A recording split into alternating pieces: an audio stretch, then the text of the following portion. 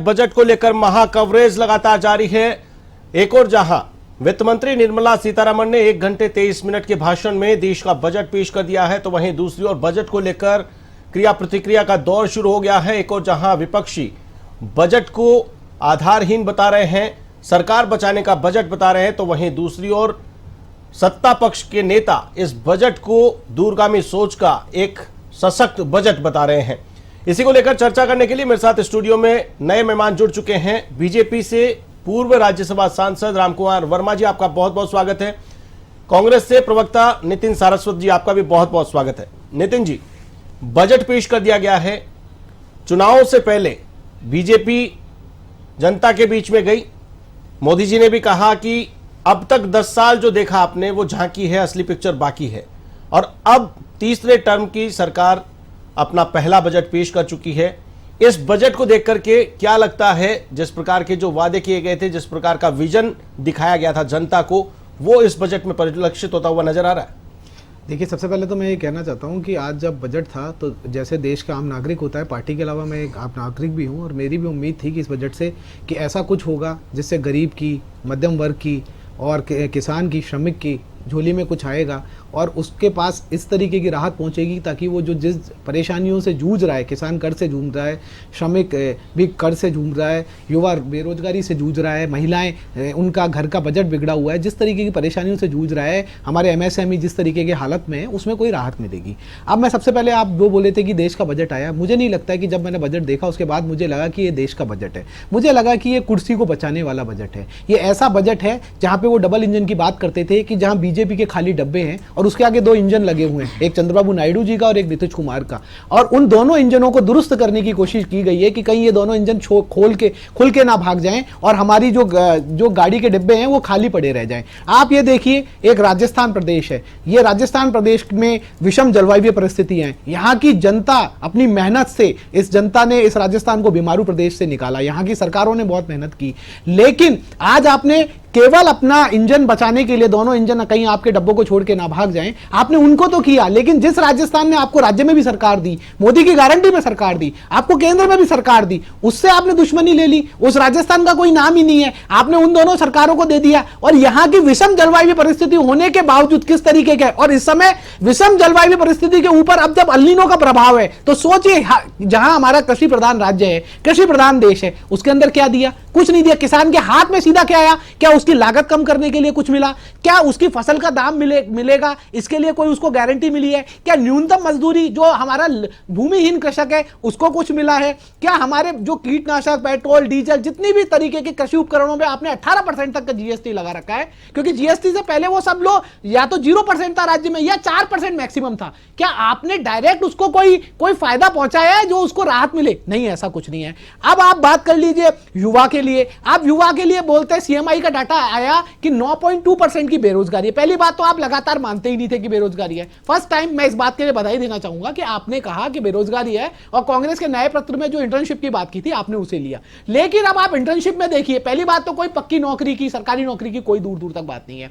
दूसरा, जब आपका इकोनॉमिक सर्वे ये कह रहा है कि प्राइवेट इंडस्ट्री, आपने कहा कि प्राइवेट इंडस्ट्रीज हमें क्या नाम से नौकरियां देंगी, और प्राइवेट इंडस्ट्री उसी इकोनॉमिक सर्वे में लिखा हुआ है कि उनको प्रॉफिट हुआ, लेकिन उन्होंने उस प्रॉफिट को जॉब क्रिएशन में या इंडस्ट्री क्रिएशन में या कैपिटल इन्वेस्टमेंट में उसका यूज ही नहीं किया। तो आपने उसके लिए क्या प्रावधान किया? और आप आज 20 लाख को हड़ताल दे रहे हो। आप सोचो वो जिस बेरोजगारी में क्या है उसकी स्थिति, जहां पे 63% लोग 15 से 34 साल के हमारे बेरोजगार है, उसमें 20 लाख लोगों को आप, और वो भी 5% 5,000 का स्टाइपेंड देंगे, और फिर उसके बाद में उन लोगों का क्या होगा? क्या उन्हें नौकरी मिलेगी? आपने इस तरीके का कोई प्रावधान आपने कोई निश्चित किया कि अगर आपने इंटर्नशिप में, चलो जैसे तैसे करके इतने कम पैसों में वो क्या इंटर्नशिप कर लेगा, और कर भी लेगा तो उसके पास क्या श्योरिटी रहेगी? आप 15,000 की 3 किस्त दे रहे, उसमें संगठित क्षेत्र में क्या रोजगार होगा? तीसरी बात, आप टैक्स की बात करते हैं। मध्यम वर्ग के ऊपर आपने जितनी रियायतें, चाहे उसको घर लेने में मिलती थी, चाहे उसको क्या नाम से कोई और रियायत मिलती थी, वो खत्म कर दी। आज आप देखिए घर लेने में उसका टैक्स कितना है, 10 से 12% का आपने वो उसके ऊपर टैक्स डाल रखा है। लेकिन आज होम लोन महंगे हो गए, हर तरीके महंगे हो गए। अब आपने क्या किया? आपने मेन टैक्स में क्या बदलाव किया? जो टैक्स एग्जेम्पशन लीड थी उसमें तो कोई वो नहीं किया। आपने से 3 में 2 लेवल के अंदर केवल 1 लाख रुपए का, मतलब आपने केवल 10,000 रुपए का जो हमारा सैलरी पर्सन है उसको फायदा होगा। वहीं दूसरी तरफ वो सिक्योरिटी ट्रांजिशन टैक्स के नाम पे, capital long term gain tax के नाम पे, बाईबैक के नाम पे तमाम आपने बॉन्ड के ऊपर जो टैक्स बढ़ा दिया, दूसरी तरफ उससे ज्यादा आपने लूट लिया। मतलब आपने उसको कुछ दिया नहीं, केवल इधर एक दिखाया, वो भी छोटा सा लेवल, एक ऊंट के मुंह में जीरे के समान, और दूसरी तरफ से उसको उससे पूरा पैसा उसी से लूट लिया। तो आप मुझे ये बताइए कि आपके, हो सकता है कि आपके तेरे शहर में गांव का रब गुलाबी है, ये दावे झूठे और आंकड़े किताबी हैं, ये आप आंकड़ों में बहुत अच्छा करेंगे, लेकिन आपने कम किया। आप देश के बजट की बात कर रहे हो, घर का बजट बिगड़ा हुआ है, क्या उस घर के बजट के लिए आपने कोई समाधान किया? आपने कहा कि महंगाई बढ़ी हुई है, आपने क्या किया? महंगाई को कम करने की जगह उसके आधार वर्ष को चेंज कर दिया। आप 2011-12 का जो आधार वर्ष था उसकी जगह 2023-24 का आधार वर्ष लिया है। आज आप 80 करोड़ लोगों को 5 किलो राशन पर निर्भर इसीलिए है ना, क्योंकि हम सस्टेनेबली उनका कोई विकास नहीं कर पा रहे, कोई ऐसा रोजगार क्रिएट नहीं कर पाए। नहीं तो आप बताइए 80 लाख करोड़ लोगों को केवल 5 किलो राशन पर निर्भर रहना पड़े, क्या यह पीठ थपथपाने वाली बात थी? बिल्कुल नहीं। आज एमएसएमई के लिए आपने ऐसा क्या किया? आज चाइना से हमारा इंपोर्ट $100 बिलियन के पार चला गया, और चाइना में 35% जो आइटम है जो देश में आते हैं एमएसएमई को खत्म करते हैं, वो डंपिंग यार्ड की तरह, मतलब वहां जो खराब आइटम है उनको यहां डंप किया जाता है। क्या आपने उसको रोकने के लिए कुछ किया? क्या उनके टेक्नोलॉजिकल अपग्रेड के लिए कुछ किया?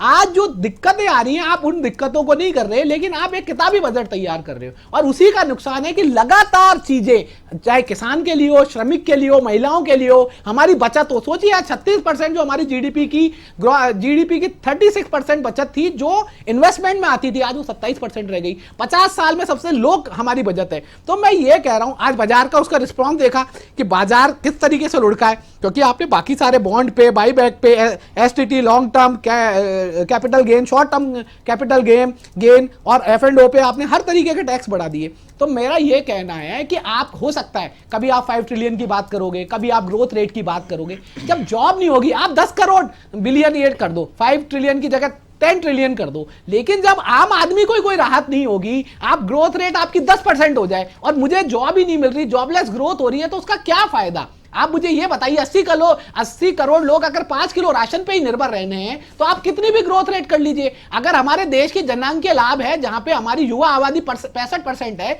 और उसके पास केवल 2.4% लोगों के पास स्किल्स है, तो उसका क्या फायदा होगा? आपने ऐसा क्या रोड मैप तय किया है जो उस बजट के अंदर बिल्कुल भी नहीं दिखाई देता है? इसलिए मैं इस बजट से, कांग्रेस पार्टी का प्रवक्ता विपक्ष होने के नाते तो अलग बात है, मैं एक आम नागरिक होने के नाते भी बहुत निराश हूं इस बजट से। बिल्कुल आप निराशा जाहिर कर रहे हैं, लेकिन राहुल गांधी ने जो बयान दिया है वो कह रहे हैं कि कांग्रेस के घोषणा पत्र को कट पेस्ट किया गया है। अगर आपका घोषणा पत्र था उसको कट पेस्ट किया गया है तो आप उससे किनारा कैसे कर सकते हैं? आप कैसे उस पर नाराजगी जाहिर कर सकते हैं? देखिए, आपने पूरा बयान नहीं सुना होगा। राहुल गांधी जी ने कहा कि जो आपने इंटर्नशिप का किया, चाहे जो आपने एंजल टैक्स का जो किया है, कुछ जो मुद्दे हैं हमारे यहाँ पे बहुत बड़ा कांग्रेस ने न्याय पत्र रखा था जिसमें मिनिमम इनकम गारंटी, पक्की नौकरी, आपने एक इंटर्नशिप पकड़ा है लेकिन पक्की नौकरी का, हमने एमएसपी को बोला था, आपने उसमें से कुछ नहीं किया, हमने आपके जीएसटी हटाने का कृषि उपकरणों से, ऐसे बहुत सारी चीजें जो हमने की थी, आपने 3। कट पेस्ट का मतलब क्या होता है? कट पेस्ट का मतलब होता है कि सेलेक्टिव, आप ये नहीं समझ रहे, सेलेक्टिव 3 चीजें आपने उठा के रख दी। कट पेस्ट का मतलब ये है कि आपने कुछ लिखा था वो इन्होंने यहां से कट किया और यहां पे चिपका दिया, मतलब दे दिया, आपने कहा वो का वो दे दिया। समझ रहे ना कि कट पेस्ट, राहुल जी एक पर्टिकुलर सेक्शन भी आप कट पेस्ट कर सकते हैं ना, जरूरी नहीं कि आपने पूरा किया कट पेस्ट। मैं आपको फिर बता रहा हूं ना, मैं तो आपको तथ्यों के साथ बता रहा हूं।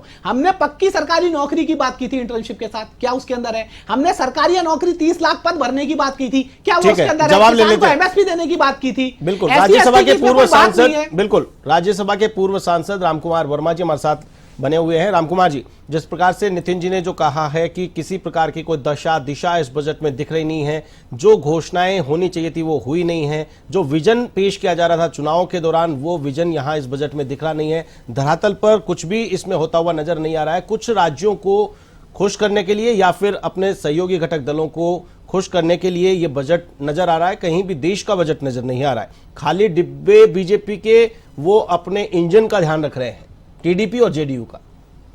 देखिए, विपक्ष और विशेष रूप से कांग्रेस के जो प्रवक्ता भी और इनके जो शीर्ष नेता है, उनको कितना भी अच्छा करेंगे कि उनको नकारात्मक सोच है और नेगेटिव सोच के कारण से ये कुछ भी कह दें।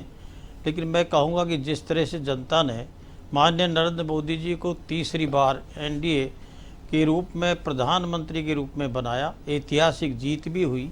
और मैं कहता हूं कि उस जनता को ये समर्पित है और जनता से जिस तरह से हमने हमारे संकल्प पत्र के अंदर जो बातें कहते हैं उसको हम कर रहे हैं और इस बजट से उसको कार्य रूप में दे करके धरातल पर होगा। विशेष रूप से मैं ये कहूँ कि अगर इसको डिटेल में आप देखेंगे और सारी डिटेल और भी आपको मिल जाएंगी, हमारा फोकस रहा कि हमने कहा कि इसमें सभी लोगों को फ़ायदा हो। युवा वर्ग है, महिला वर्ग है, हमारा अन्नदाता किसान वर्ग है, गरीब का जो हमारा गरीब लेकिन है। विपक्ष का आरोप है कि गरीब, शोषित, वंचित, इसका समावेश इस बजट में नहीं है, उसका ध्यान नहीं रखा गया है, उसको सिर्फ पूंजीपतियों का या फिर पैसे वाले लोगों का ध्यान रखा गया है इसमें बजट में। इनको दिखाई नहीं दे रहा कि जब ये कहेंगे कि गरीब के लिए, अब जब हम कहते हैं कि मध्यम क्लास का आदमी भी 80 करोड़ जो लोगों को कहते हैं कि साहब गरीबी के 25 करोड़ गरीबी रेखा से ऊपर उठे, इनको दिखाई नहीं देता। और जो इस बजट के अंदर जिस तरह से हमने, आपने देखा होगा कि मुद्रा लोन की जो सीमा है 10 लाख से 20 लाख किया जाना, क्या ये युवाओं के लिए बजट अच्छा नहीं है? उनको लाभ नहीं मिलेगा। पिछले दिनों में आपने देखा कि 35 से 40 करोड़ युवाओं को उसके माध्यम से जो मिला, तो वो एक मध्यम क्लास और गरीब वर्ग का युवा था, उसको उसका लाभ मिला गया। दूसरा हम कहेंगे कि रेहड़ी पटरी वाली स्वनिधि योजना के तहत भी हमने उनके लिए जो राहत बिल्कुल दी है, तो उसको भी हमने उसमें मद्देनज़र रखा है। गरीब वर्ग के लिए जो बुनियादी सुविधाएं हैं उनको कंटिन्यू जारी रखने के लिए भी इसमें वादा किया गया है। किसानों के लिए विशेष रूप से क्योंकि इसको कृषि पर हमारे युवाओं के रोजगार उन्मुख के रूप में, कौशल के रूप में, और साथ साथ में महिलाओं का सशक्तिकरण भी हो और उनको रोजगार भी मिले, उसको देखते हुए सारे एस्पेक्ट को हमने इसमें कवर किया गया है। लेकिन विपक्ष के लोगों को नहीं लगता कि ये बजट ये विकसित भारत, समृद्ध भारत 2047 का विकसित भारत के लिए है। और जो हम कहते हैं वो होता है। बजट के अंदर 48 लाख करोड़ का अगर है, उसका आवंटन जिस तरह से किया गया है वो धरातल पर होगा। कांग्रेस की गारंटी चाहे वो पहले रही हो चाहे वो बाद में की होगी, वो घोषणा पत्र ढकोसला घोषणा पत्र नहीं होगा, बल्कि ये बजट की एक एक चीज़ें हैं वो इसके अंदर लागू होगी। रही बात आप कह रहे हैं कि विशेष दर्जा इसलिए दिया गया, इनको मालूम होना चाहिए कि भारतीय जनता पार्टी के पिछले 2014 से लेकर के 19 तक, 19 से लेकर के 24 तक और 24 के अंदर ही तीसरी बार ये हमारी सरकार है माननीय नरेंद्र मोदी जी के नेतृत्व में। जिस तरह से एक मजबूत उन्होंने आर्थिक ढांचा, इंफ्रास्ट्रक्चर को मजबूत करने के लिए कि आज 25 करोड़ करीब गाँवों को अगर मान लो हम सड़कों से जोड़ते हैं तो क्या ये विकास नहीं होगा? ग्रामीण अर्थव्यवस्था को हम जिस तरह से मजबूत कर रहे हैं, तो वो क्या उसके अंदर ग्रामीण, हम कह रहे हैं नेचुरल फार्मिंग के लिए हमने फोकस डाला है, उसके लिए सफिशिएंट बजट रखा है, स्किल के लिए सफिशिएंट रखा है। इसके साथ साथ में जो श्रमिक वर्ग है जितना भी हमारा, उसके लिए EPF के माध्यम से माध्यम से भी हमने उनमें, तो अगर उनकी 1 लाख तक की अगर वेतन है उसको भी 15,000 रुपये हम जो रजिस्टर्ड होंगे उनको 3 किस्तों में देंगे। तो ये एक बहुत बड़ी बात है, ये छोटी बात नहीं है। हम ये है कि ऑर्गेनाइज्ड सेक्टर के साथ में, पब्लिक सेक्टर के साथ साथ में प्राइवेट सेक्टर को भी इसके अंदर इन्वॉल्व किया है। आपने देखा कि अगर ये 100 इंडस्ट्रियल पार्क का अगर डेवलप होता है, हब होता है, तो क्या रोजगार नहीं मिलेगा? उससे क्या रोजगार उन्मुख नहीं होगी चीज़ें? तो ये सारी चीज़ें हम देखेंगे तो कृषि के लिए बहुत सारे हमने तिलहन को भी रखा है। ये तो कह रहे कि MSP का, इनके ज़माने में MSP कोई होता नहीं था, लेकिन उसके लिए एक सफिशिएंट है कि वहाँ पर प्रोड्यूसिंग सेंटर भी, प्रोसेस सेंटर भी चलेंगे और बहुत सारे भंडारण की जो व्यवस्था के लिए स्पेशल व्यवस्थाएं की गई है कि किसान को राहत मिले, मार्केटिंग भी उसकी सही हो, विपणन भी हो और उसका मूल्य भी सही मिले, और उसके लिए तंत्र और जितने भी उसके लिए चीज़ें हैं उसका हो, तो उसमें पूरा का पूरा डिटेल में इसमें दिया गया।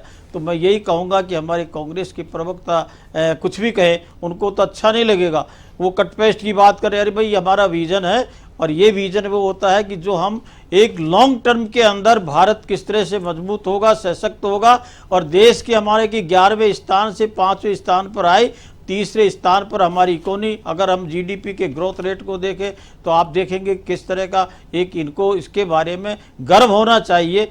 और इन्फ्लेशन रेट को जिस तरह से कंट्रोल किया गया है, ये RBI के आंकड़े हैं, और आगे भी संभावना ये है कि वो तो डेफिसिट को कंट्रोल करते हुए आगे और उसके अंदर कंट्रोल करने का प्रोविज़न भी रखा गया। तो मैं समझता हूँ कि कुल मिलाकर के हम देखें तो ये पूरे वर्ग के लिए, और विशेष रूप से हमने 4 वर्गों में है कि महिला है, किसान है, युवा है, गरीब कल्याण है, साथ साथ में हमारा व्यापारी वर्ग के लिए एमएसएमई के अंदर जगह कोविड जैसे महाकाल में 3 लाख करोड़ हमने किया। अभी एमएसएमई के लिए विशेष प्रोविजन के तहत लॉन्ग टर्म के अंदर कोलेटरल को फ्री किया गया है, ब्याज में अंदर छूट दी गई है। इसके साथ साथ में एमएसएमई क्षेत्र के लिए जो लोग जिस तरह का भी करेंगे तो उनको एक आसान तरीके से लोन मिल सके, और इसके लिए एक सेल्फ फाइनेंस गारंटी फंड भी उसके अंदर क्रिएट किया गया, जिससे कि उनको कहीं न कहीं जो स्ट्रेस में जो यूनिट है उनका फ़ायदा उनको मिल सके और उनको मीट आउट करके उनको सर्वाइवल रह सके। और तो हर सेक्टर के लिए आप जीएसटी को लेके बात करते हैं कि इनके ज़माने में कोई यूपीए की सरकार में 34 से 35 जब टैक्स देता था व्यापारी, आज आपने उसके आंकड़े जीएसटी से सिद्ध करते हैं तो कितना हमारा रेवेन्यू बढ़ा है। दूसरा हम कहें कि डायरेक्ट टैक्स की बात करते हैं तो इनके ज़माने में 1 और 1.5 लाख के लिए डिमांड हुआ करती थी, आज आपने 7.75 लाख तक के है जो उसमें इनकम टैक्स रिबेट भी दी गई है, करीब 17,500 उसको एक आदमी को फ़ायदा मिल रहा है। इसके साथ में अगर वो ओल्ड स्कीम से या जो भी स्कीम आएगी उसमें क्लियर आ जाएगा। लेकिन स्टैंडर्ड डिडक्शन को भी हमने बढ़ाया है, ये वादा किया था कि 1 लाख तक होना चाहिए, लेकिन 75,000 उसको किया गया है। साथ साथ में उसकी जो रिबेट वाली हाउसिंग लोन जो सस्ता इसलिए होगा कि उसकी जो रिबेट थी उसको भी बढ़ाया गया। तो मैं समझता हूं कि प्रत्येक सेक्टर में एमएसएमई हमारा सेक्टर प्रमुख, उसको प्रायोरिटी से हम देखा है और देखेंगे, और जो प्रोविजन है उसके तहत हमारा एमएसएमई सेक्टर कम्पिटिटिव मार्केट के अंदर आएगा। उसको बहुत सारी हम सुविधाएं देने जा रहे हैं। जो बजट है उसके कारण से मैं समझता हूं कि वो हमारी जो डेवलप्ड इंडस्ट्री है उसके बराबर में वो अपनी कंपटीशन में आकर के, और कम से कम देश की इकोनॉमी के अंदर वो बहुत अच्छा होगा। और इसमें सबसे बड़ा जो काम हमने किया है, रूरल जो हमारी कृषि अर्थव्यवस्था है, रूरल को फोकस किया गया है, उसमें बहुत सारे प्रोविजन करते हुए इसमें प्रावधान रखे गए हैं और पैसे का सफिशिएंट उसके अंदर प्रोविजन किया गया। तो मैं समझता हूं कि इसमें जो गरीब वर्ग है, चाहे आदिवासी है, चाहे वो दूसरे वर्ग के अनुसूचित जाति है, उनके लिए भी इसके अंदर विशेष ध्यान रखते हुए उस पर बजट को बनाया गया। ये ऐतिहासिक बजट है। इसमें कम से कम विपक्ष को धन्यवाद देना चाहिए कि तृतीय कार्यकाल के अंदर माननीय प्रधानमंत्री जी के नेतृत्व में माननीय हमारी वित्त मंत्री निर्मला सीतारमण जी ने जो बजट पेश किया है 1 घंटे 23 मिनट जो भी समय है उसके हिसाब से वो बहुत ही ऐतिहासिक है। उसके रिजल्ट बहुत अच्छे होंगे। और आंध्र प्रदेश और ये बिहार की बात करते हैं, इन्होंने जिन राज्यों को पिछड़ा रखा उनके लिए अगर हम कहते हैं तो इनकी क्या इरादा है। अगर मान लो 58 लाख है और करीब 90,000 करोड़ अगर बिहार को मिलता है तो ये क्या चाहते हैं कि बिहार को डेवलप नहीं करें। बोध गया जैसे इसको, और उसमें एक्सप्रेस हाईवे कॉरिडोर के प्रोविजन रखेंगे, इंफ्रास्ट्रक्चर होगा।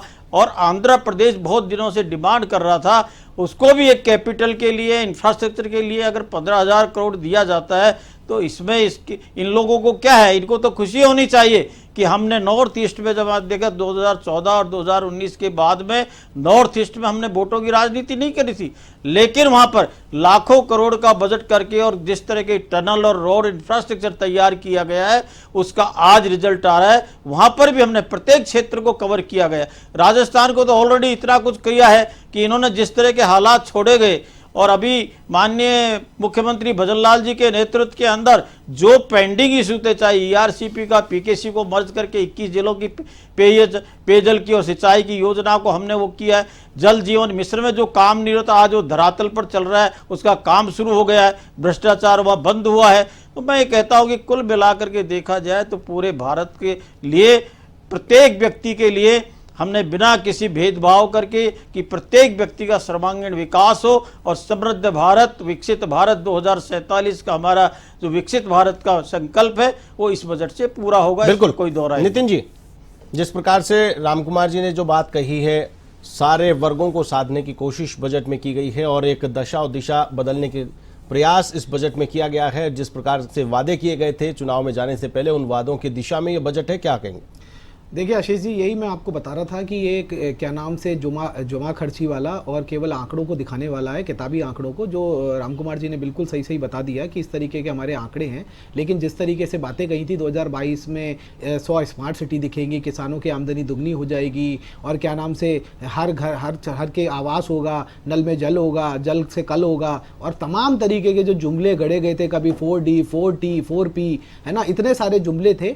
मैं ये कह रहा हूँ कि बिल्कुल सही है, लेकिन मैंने आपको सबसे पूछा कि उत्पादन, दलहन का उत्पादन बढ़ेगा। दलहन का उत्पादन तो कौन बढ़ाएगा? किसान बढ़ाएगा। किसान कब बढ़ाएगा? जब उसको मूल्य का कोई उसके पास में रास्ता होगा। उसकी आमदनी कैसे बढ़ेगी? जब उसके ऊपर उसके ऊपर टैक्स लग रहे हैं, जो आपने 18% कृषि उपकरणों पर टैक्स लगा रखे हैं। यूरिया जो 500 का आया था आज 1500 होगा, 1500 का हो गया, जब वो कम होगा। क्या ऐसे कोई प्रोविजन आपको दिखाते हैं? क्या पशुपालन के लिए, भूमिहीन श्रमिक के लिए आपने खुद ने इकोनॉमिक सर्वे में बोला कि जो हमारी लैंड होल्डिंग जो कैपेसिटी है, सीमांत कृषक है, वो बढ़ते जा रहे हैं। अब आपने उसको रोकने के लिए क्या कोई उपाय इस बजट के अंदर किया है? डायरेक्ट उसको कोई बेनिफिट मिल रहा हो तो आप बता दीजिए, नहीं किया। उसके बाद में आपने कहा SC ST के लिए, कोई आपने SC ST के लिए कुछ इसमें कोई विशेष स्कीम? अभी हमारे राम कुमार जी बहुत ही स्कॉलर आदमी है, वो बता पाएंगे कि हाँ इस स्कीम से SC ST बढ़ जाएगा। क्या आपने उस श्रमिक के लिए कोई न्यूनतम जो मजदूरी है उसकी दर को कोई बढ़ाया है, ताकि, क्योंकि महंगाई लगातार बढ़ रही है, क्या उसके पास ऐसा कोई इंतजाम हुआ है? मैंने कहा कि टैक्स के लिए आपने बोला 10,000 से 17,000 बढ़ जाएंगे, लेकिन दूसरी तरफ आपने जो वही मिडिल क्लास जो इन्वेस्ट करता था सिक्योरिटी ट्रांजिशन टैक्स के नाम पे, कैपिटल गेन टैक्स के नाम पे, बायबैक के नाम पे, बॉन्ड के नाम पे, आपने उससे ज्यादा पैसा उससे छीन लिया। तो आपने उसके मुंह में जीरा दिया और जीरे से ज्यादा ले लिया, तो आपने उसको दिया क्या? दूसरी बात आप बोलते हैं, आपने बोला आप आज इतने साल बाद में भी आप 5वां बजट पेश कर रहे हैं, आप सेंसस का इंतजाम नहीं कर पा रहे।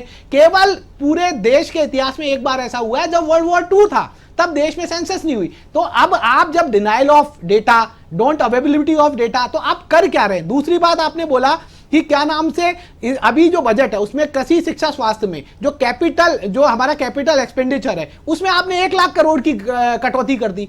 तो इस कटौती से आप क्या साबित करना चाहते हैं, आप ये बताइए। और मैं ये कह रहा हूं कि अगर आंध्र प्रदेश को कोई बजट मिल रहा है, बिहार को, बिल्कुल स्वागत है, लेकिन वो प्रदेश जिसने मोदी की गारंटी पे वोट किया आपको असेंबली में, जिसने आपको यहां पे लोकसभा में जिताया, बस आप 10 सीट हार गए, वहां से 10-11 सीट हार गए, तो आप उससे ऐसा बदला लोगे उस राजस्थान की भूमि से जिसने लगातार आपको, चाहे आप 2014 की बात कर लीजिए, 2019 की बात कर लीजिए। जवाब ले लेते राम कुमार जी, संक्षेप में आपसे जवाब चाहूंगा नितिन जी की बात।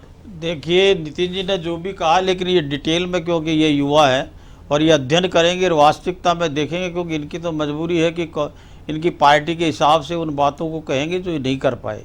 लेकिन राजस्थान का डेवलपमेंट जिस तरह से हो रहा है, उनके लिए जिस तरह के ERCP और PKC के मैं ये बात करना चाहता हूँ, उसका पैसा इन्होंने DPR नहीं बनाया, NOC इनसे नहीं हुई, मैं उन डिटेल में नहीं जाना चाहता। लेकिन आज वो धरातल पर आ रहा है, उसको भी केंद्र सरकार है जो वहन कर रही है कि ये केंद्र सरकार का है। आपकी कोल की स्थिति ऐसी थी कि कोल इंडिया लिमिटेड से इन्होंने, हम पूरे मिनिस्ट्री ये कहते हैं कि आप जितना कोयला चाहिए वो चाहिए, लेकिन आप कम से कम एनर्जी पावर जो हमारे ट्रेडिशनल रिसोर्सेज हैं, थर्मल पावर है, उनको कम से कम अपग्रेड करिए।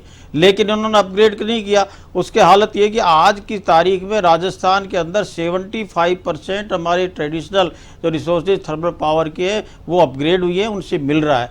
तो मैं कहता हूँ कि और उसके लिए डबल इंजन की सरकार होने के कारण से 500 मेगावाट उनसे पूर्ति भी हो रही है और कोल की भी पूर्ति होगी। तो मैं ये कहता हूं कि नितिन जी ने जो बता रहे हैं कि लेकिन ये जुमलेबाजी करते हैं, इनकी भाषा ऐसी है। लेकिन ये बजट एक समृद्धि विकासशील देश के लिए, जो विकसित देश के लिए आज इनको गर्व होना चाहिए। आप सबसे विश्व की सारी इकोनॉमी में हमसे, आप अगर फास्टेस्ट इकोनॉमी अगर ग्रोथ देखते हैं तो हमारी है, तो ये कोई कम बात नहीं है, ये बहुत बड़ी बात है। और इसके अंदर किसानों को, इनके ज़माने में यूरिया की बात करते हैं, इनके फायरिंग होती थी, लट चलते थे। हमारे यूरिया के अंदर जिस तरह के नीम कोटेड करने के बाद में जो इनके 3,000 का बैग मिलता था, हमारे 300-400 का बैग मिला। इनके ब्लैक मार्केटिंग को रोका गया। इनकी सरकार के अंदर डिस्ट्रीब्यूशन मिसमैनेजमेंट के कारण से केंद्र सरकार का पैसा ये यूज़ नहीं कर पाया राजस्थान के लिए, उसके दोषी भारतीय जनता पार्टी नहीं है, इनकी कांग्रेस की सरकार जो रही थी उसने किया। कितना भ्रष्टाचार हुआ, लेकिन आज हम उसको मीट आउट भी कर रहे हैं। इन्होंने जो 5 लाख 59,000 करोड़ का कर्जा दिया, उसको भी हम मीट आउट करते हैं। उसके बाद में राजस्थान का भी विकास है, जो 6 महीने में करीब 45% हमारे संकल्प पत्र के है जो पूरे हुए हैं। अगर उसको एक एक को बताएंगे तो ठीक है, लेकिन नितिन जी, कुल मिलाकर के संक्षेप में समृद्ध विकास। मैं सबसे पहले यही कहना चाहता हूं कि आप इतनी सारी बातें कर रहे हैं राजस्थान के आज, चाहे अपराध और कानून व्यवस्था की हो, चाहे स्वास्थ्य की हो, चाहे शिक्षा की हो, चाहे जिस तरीके से आपने बिजली कटौती का देखा, जिससे आपने पानी की समस्याएं देखा, मैं एक एक करके नहीं बताना चाहता क्योंकि ये हम सबके पब्लिक डोमेन में, और आप इस पर कुछ भी कहेंगे तो राजस्थान की 8 करोड़ जनता, 10 करोड़ जनता इन सब बातों को जानती है। लोकसभा इलेक्शन में उसका आपको जवाब भी दे दिया है। अब उसके बाद में भी आप नहीं समझना चाहते तो उसमें मेरी कोई गलती नहीं है, जिस तरीके से आप चाहें वो चाहें। लेकिन आप ये कह रहे थे, सबसे पहले आप बोल रहे थे कि आपको गर्व होना चाहिए। मुझे किस बात का गर्व होना चाहिए कि आज जब महिला का घर का बजट बिगड़ा हुआ है और उसको कोई राहत नहीं दी गई तो मुझे इस बात का गर्व होना चाहिए। आज जब किसान हमारा, जिसकी आय 32 रुपए से 27 रुपए रह गई है, उसको और उसके लिए लगातार ना उसको एमएसपी दी जा रही, वो अपना प्रोडक्शन घटाने के लिए विवश है क्योंकि उसको कोई लाभ नहीं हो रहा, और आपने उसके जो उपकरणों पे जिस तरीके से वो इनपुट कॉस्ट थी उसको आपने कम नहीं किया, एमएसपी का कोई इंतजाम नहीं किया। क्या मुझे इस बात पे गर्व होना चाहिए? क्या जो बेरोजगारी 9.2% सीएमआई का डाटा है, सरकार का डाटा है, क्या वो बेरोजगारी कम नहीं हो रही और आपने पक्की नौकरी का, किस तरीके से रोजगार का कोई इंतजाम नहीं किया? क्या मेरे को इस बात पे गर्व होना चाहिए? क्या मेरे दलित भाई और आदिवासी भाई जिन्होंने आपको वोट नहीं दिया और आपने संविधान बदलने की बात कही और उनके वोट न देने के कारण आपने उस बजट में उनका नाम तक नहीं लिया और आप उनसे बदला चुका रहे, क्या मुझे इस बात का गर्व होना चाहिए? क्या आप मेरे राजस्थान के साथ भेदभाव करते हो, जिसने आपकी 3 बार सेंट्रल में सरकार बनाई और इसी ड्यूरेशन में 2 बार राजस्थान में सरकार बनाई, और उसने आपने उसको भूलकर अन्य राज्यों को केवल इस बार अपनी कुर्सी और इंजन बचाने के लिए जो किया? क्या मुझे इस बात पे गर्व करना चाहिए? क्या मुझे इस बात पे गर्व करना चाहिए कि आपने शिक्षा, स्वास्थ्य और कृषि में 1 लाख करोड़ रुपए कम कर दिए और हम उसको कम कर दिया? क्या मुझे इस बात पे गर्व करना चाहिए? क्या 80 करोड़ लोग आज हमारे 5 किलो राशन पर निर्भर है और आप एक सस्टेनेबल फूड जॉब ग्रोथ है, खूब हमारी जीडीपी बढ़ रही है, लेकिन उस हिसाब से वो आज भी 80 करोड़ लोग 5 किलो अनाज पे निर्भर है, तो क्या मुझे उस पे करना चाहिए? आज प्रति व्यक्ति आय में आज हमारा 142वां नंबर है, क्या मुझे इस बात पे गर्व करना चाहिए? जॉबलेस ग्रोथ है, अगर उस ग्रोथ का फायदा देश के लोगों को नहीं मिलेगा, अगर सबसे युवा आबादी एक डिपेंडेंट आबादी बन के रहेगी, तो उस देश का क्या हो सकता है?